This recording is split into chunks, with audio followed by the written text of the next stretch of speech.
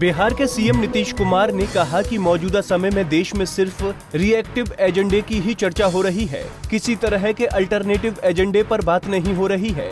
नीतीश ने कहा कि राष्ट्रपति चुनाव के मुद्दे पर राजनीति को तूल देने से किसानों का मुद्दा पीछे छूट गया है। आरजेडी सुप्रीमो लालू प्रसाद यादव ने 27 अगस्त को पटना में बीजेपी विरोधी रैली का ऐलान किया है। इस रैली के बहाने बीजेपी विरोधी तमाम विपक्षी दलों को एक मंच पर लाने की कवायद की जाएगी, लेकिन जेडीयू ने शुरुआत में ही इस रैली से किनारा कर लिया था। पर सीएम नीतीश कुमार ने यू टर्न लेते हुए इस रैली में शामिल होने का संकेत दिया है। नीतीश ने कहा कि उन्हें रैली में शामिल होने के लिए अनौपचारिक न्योता मिल चुका है। बिहार में महागठबंधन में दरार की अटकलों को सीएम नीतीश कुमार ने सिरे से खारिज कर दिया है। नीतीश कुमार ने कहा कि राज्य में महागठबंधन के सभी घटक दलों की आपसी एकता अटूट है।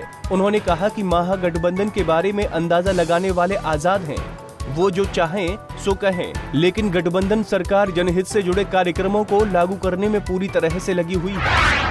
राष्ट्रपति चुनाव और जीएसटी के मुद्दे पर कांग्रेस से अलग स्टैंड लेने वाले बिहार के सीएम नीतीश कुमार पर हमले करने वाली कांग्रेस के तेवर ढीले पड़ गए हैं।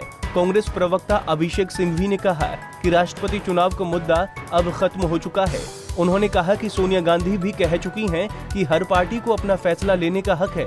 सिंघवी ने साफ किया कि जेडीयू के साथ कोई मतभेद दुराव नहीं है और बिहार में गठबंधन पर कोई असर नहीं पड़ेगा।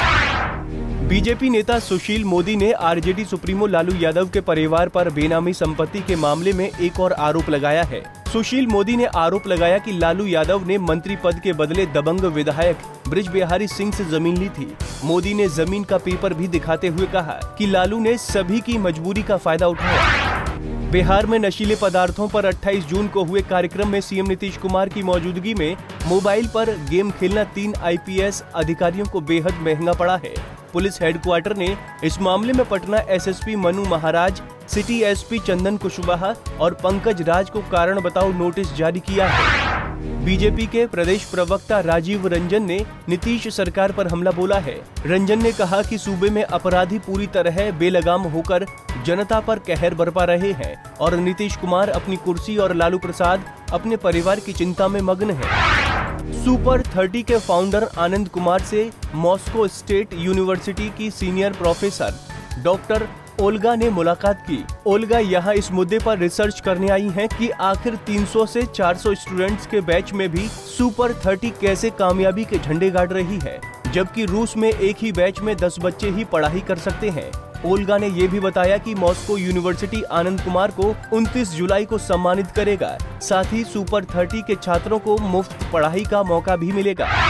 नेपाल के अचानक पानी छोड़ने की वजह से दरभंगा के कई गांवों में बाढ़ का पानी घुस आया है। पानी का लेवल बढ़ने की वजह से लोग पलायन के लिए मजबूर हो रहे हैं। पटना के मनेसर के महादेव स्थान के निकट हुए हादसे में 5 दोस्तों की मौत हो गई।